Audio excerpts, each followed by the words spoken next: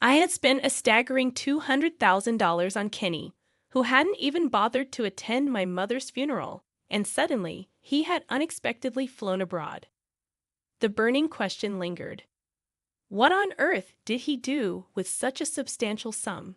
Reflecting on it, I recalled the grand piano we once had at home, a beautiful instrument that held sentimental value. I had sold it, assuming it would fetch a decent amount. Little did I expect it to reach the exorbitant figure of $200,000. It turned out Kenny had mistakenly believed that the grand piano belonged to him. My condolences to his misconception. While I rightfully held the inheritance rights to the family estate, the piano was originally purchased by our grandfather for my brother.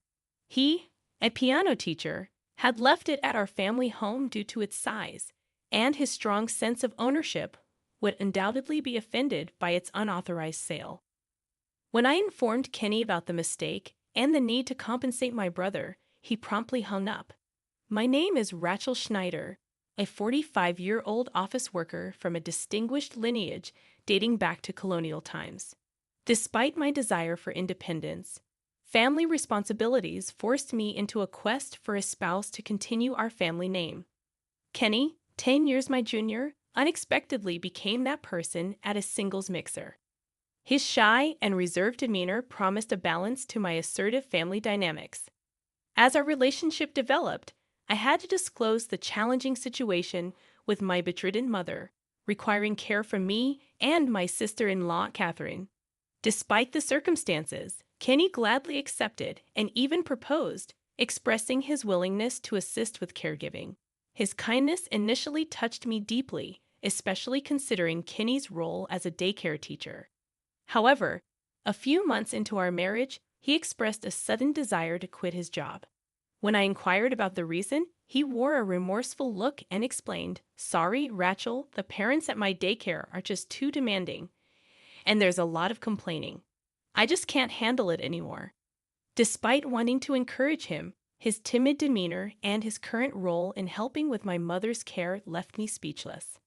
Complicating matters, I was 3 months pregnant, and I was determined to get along well with Kenny for the sake of our unborn child. I adopted a lenient attitude, but my regret quickly set in. As I exited the shower one day and tried to enter the bedroom, I overheard Kenny whispering on the phone.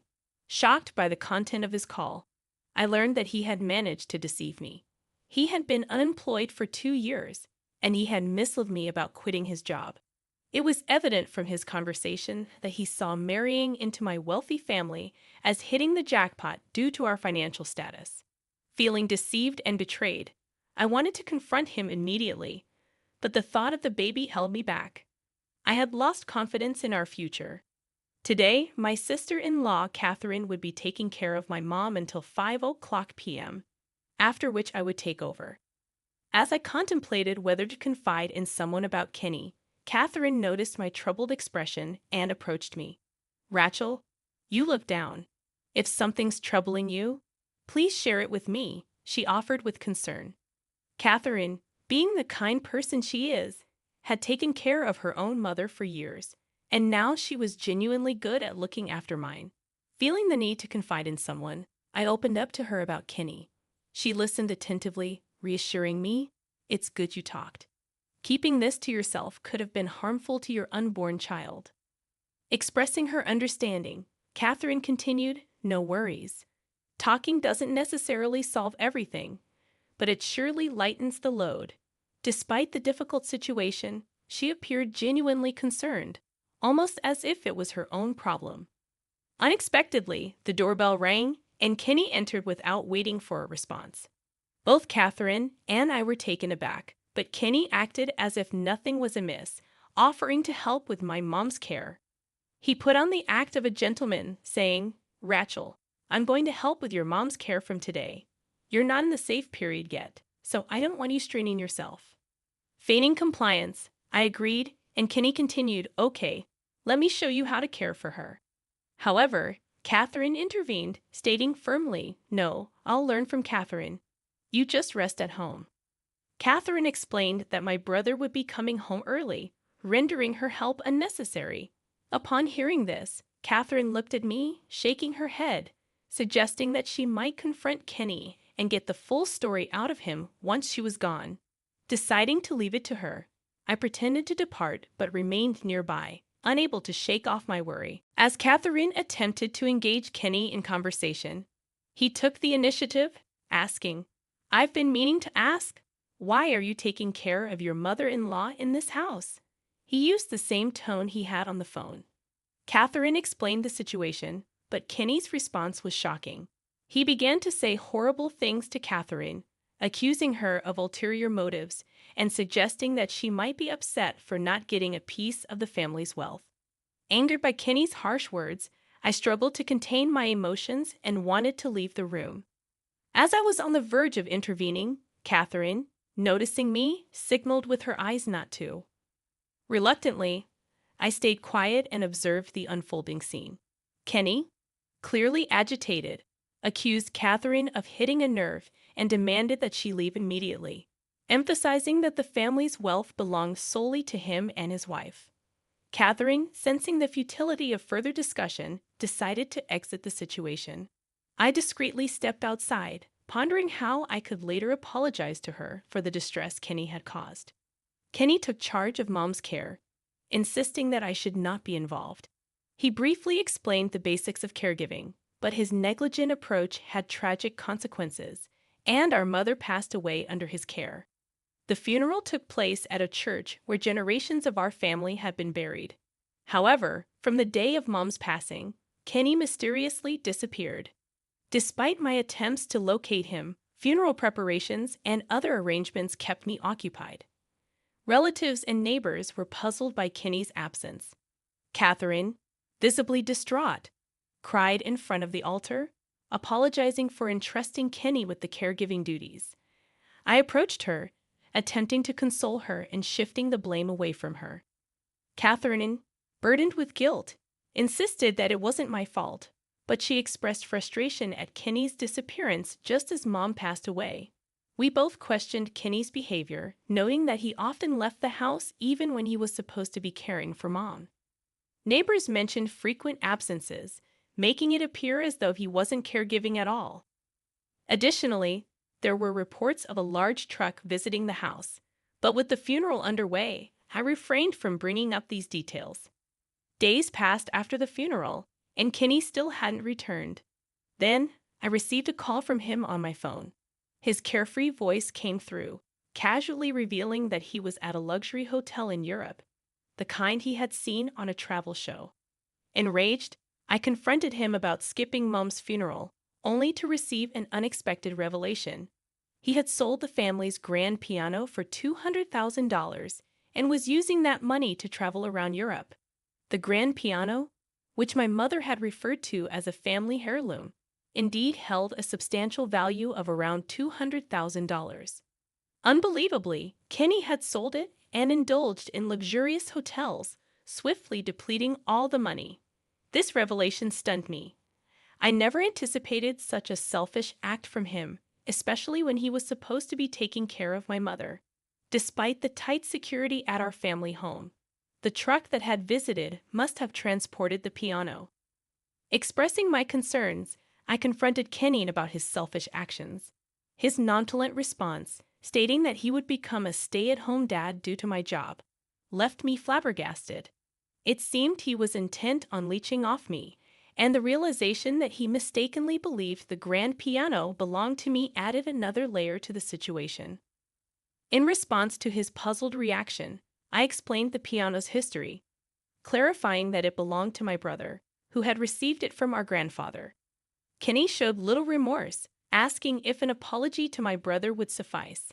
However, my brother, a piano teacher with a strong personality and a disdain for dishonesty, would not settle for mere compensation. The grand piano held immense sentimental value for him, and the thought of it being sold without permission was sure to trigger a severe reaction. Upon sharing this information, the phone abruptly hung up, leaving Kenny likely regretful and contemplating the consequences. I decided to call my brother and inform him of the situation, knowing he would be livid. The next day, I orchestrated a gathering with the whole family present, including my brother and his wife, Catherine. As Kenny entered through the front door, his eyes widened in surprise, seeing everyone in the living room. Confused, he questioned the gathering, to which my brother, wearing a menacing look, responded, "Kenny, I heard everything from Rachel." "What were you thinking, selling someone else's property, especially something that valuable, without consulting the family?" Nervous and visibly uncomfortable, Kenny attempted to justify himself. I stuttered, trying to explain, "I was just trying to help with the chores around the house out of boredom." When I saw the old, large grand piano, I thought no one was using it anymore. My feeble attempt at justification continued. "So, you decided to sell it?" My brother asked sternly. Kenny admitted, "Yes, it seemed like a waste just to leave it there." My brother's expression remained stern as he interrogated further. "Really? That piano was special, imported by our grandfather from a top European manufacturer. Where's the money from the sale?" It was evident that my brother, playing the role of an interrogator, was trying to make Kenny confess in front of everyone. Kenny, perhaps feeling desperate, struggled to respond immediately, appearing lost in thought. The sales money. Yeah, it hasn't come in yet," he stammered in a flustered manner. My brother's anger finally erupted, accusing Kenny of lying. He questioned, "Just how rotten are you? For starters, what's with those souvenirs from Europe in that huge suitcase?"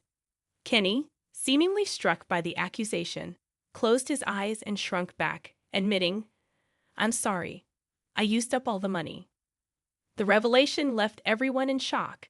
Relatives began murmuring, realizing the value of the grand piano and expressing disbelief that Kenny could spend $200,000 on just one overseas trip. My brother, looking down at Kenny, lifted his chin with his hand, making eye contact, and delivered a stern ultimatum. "I think you already know from Rachel, but that piano was mine. Now that it's gone, you're going to pay back every single penny. If you can't, I'm going to sue you for theft. Are you okay with that?" My brother confronted Kenny with intense determination, his demeanor resembling that of a mob boss, turning a seemingly typical family dispute into a potential legal matter. My brother's intimidating demeanor seemed to have the desired effect on Kenny, who, clueless about the law, lost his voice and began sweating profusely. In a frightened voice, he looked at me and pleaded, "Rachel, please help me." I was dumbfounded by his plea, as I had nothing to do with the situation. It was entirely his doing. When I dismissed his plea, Kenny resorted to saying something ridiculous, claiming that he had taken care of my mom during my pregnancy, and the overseas trip was a reward for himself. In a bizarre attempt to justify his actions, he proposed that we both decided to sell the piano, arguing that since we're siblings, it wouldn't be considered theft. I couldn't close my open mouth. His absurdity left me speechless. Thankfully, Catherine came to my rescue, asserting, "Enough is enough. Didn't you tell Rachel not to come for caregiving? You even told me you thought I was just after the inheritance and tried to drive me away." She exposed Kenny's previous attempts to undermine our connection to the family, revealing that he had been plotting to sell the piano secretly without letting us get close to the family home. My brother's anger peaked again as he addressed Kenny, emphasizing that Catherine had taken care of Mom out of kindness, not for financial gain. He demanded an immediate apology from Kenny to Catherine. Grasping Kenny by the collar, my brother forced him to kneel in front of Catherine, who was visibly hurt by Kenny's insulting behavior. Through tears, Kenny apologized, but the relatives present looked at him with cold eyes.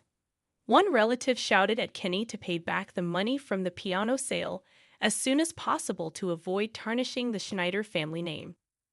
Misunderstanding the gravity of the situation, Kenny made another odd remark, suggesting that they could save money together as a couple and repay it little by little. Even my uncle was left speechless at Kenny's nonsensical interpretation. Feeling that words wouldn't resolve the issue, I decided to fetch something from my room, the business card of a divorce lawyer. I handed it to Kenny and told him to call the number, declaring that I wanted our relationship to be over, and from now on, we would communicate through lawyers. Kenny's face turned pale at the prospect of the relationship ending, and he questioned why I would do this when we were about to have a baby. At that moment, I revealed what Kenny had been discussing with his friend on the phone, exposing his true intentions and confirming that I had known all along that he approached me for my inheritance. Surrounded by a cold stare from everyone, Kenny, realizing he had no way out, adopted a defiant attitude. He expressed disappointment, revealing that he had hoped to get close to the $9 million inheritance I had received from my mother after we got married. This sudden change in Kenny, who had always appeared gentle, shocked everyone present. I couldn't help but feel hurt, wondering if I should have been more suspicious of the man I'd met at a dating event who was 10 years younger. From that moment on, Kenny became a stranger to me and my brother. As a natural consequence, he had to repay the money from selling the grand piano. Kenny broke down, stating that he couldn't do that, but with all the relatives present willing to testify against him, there was no escaping the consequences. However, I assured him that I wouldn't ask for child support. In return, I made it clear that he would have no involvement with our child, firmly stating that this was my child alone, and he couldn't even claim to be its father. Following our divorce, Kenny's life took a turn for the worse as he struggled with poverty, taking odd jobs to make ends meet. He eventually faced a new challenge when the buyer of the grand piano he sold wanted to return it for a refund. The piano, which Kenny had claimed was in pristine condition, had a large engraving on the back made by my brother, asserting ownership. Kenny hadn't checked the back, likely selling it through a shady dealer lured in by tempting offers. Kenny had to return $200,000 to the buyer, and considering his debt to my brother, the financial burden became substantial. Attempts to file for bankruptcy were thwarted by legal action from my brother and me. Now burdened with even more debt, Kenny worked tirelessly in manual labor jobs. Fortunately, the heirloom grand piano was safely returned to my brother, who took extra precautions to protect it. He installed a strong lock on the room where the piano was kept and even set up a security camera, determined to safeguard the instrument. My brother, unchanged from his childhood days, expressed his desire to start a piano school at our family home. As discussions about sharing our mother's inheritance took place, my brother agreed with my decision, fostering a positive relationship with his family. Blessed with the arrival of a long-awaited baby girl, I became a single mom. Catherine, who had supported me since I was taking care of my mom, continued to be a pillar of strength. My brother stepped in as a father figure for my daughter, excited about the role. My nieces, influenced by their father's love for the piano, became kindergarten teachers and adored my daughter. Grateful for the warm support from my family, I intended to live strong with my daughter, acknowledging the blessings around me and looking forward to a bright future.